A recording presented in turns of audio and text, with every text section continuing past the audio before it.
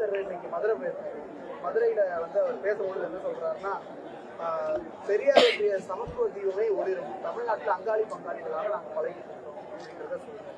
இன்னைக்கு அதே போல இன்னொன்னு சொல்றாரு, திருப்பரங்குன்றத்துல வழக்கமாக எப்போது தீபம் ஏற்றப்பட வேண்டுமோ அந்த இடத்துல இந்த ஆண்டு சரியான முறையில தீபம் ஏற்றப்பட்டிருக்கு.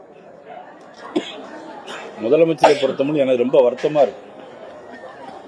நான் முதலமைச்சரை பல கோணங்களில் பார்த்திருக்கிறேன். என்னை பொறுத்த மட்டிலும் மிக ஒரு சிறந்த நல்ல மனிதர் என்று நான் சொல்லுவேன். ஆனால் அவருடைய ஆட்சியை என்னால் அப்படி சொல்ல முடியவில்லை. குறிப்பாக நேற்று முன்பு நடந்த சம்பவத்தை பார்க்கும்போது அங்காளி பங்காளிகள், அது இந்த வசனம் எதுகை மோனை நல்லா தான் இருக்கு.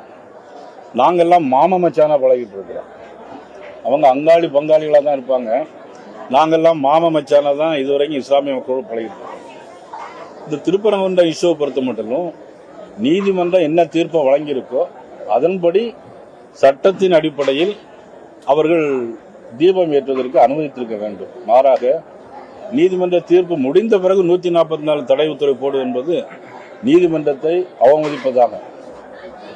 அதே ஒரு மாபெரும் அவர் சூப்பரண்டா போலீஸாக இருந்தாலும், டிப்டி கமிஷனர் போலீஸாக இருந்தாலும், மாவட்ட ஆட்சித்தலைவராக இருந்தாலும், மதிப்புக்குரிய முதலமைச்சராக இருந்தாலுமே மாபெரும் தவறு. அந்த சட்டத்திற்கு உட்பட்டு அவர் தவறு செய்தவர்களாக கருதப்படுவார்கள். அது மட்டுமல்ல,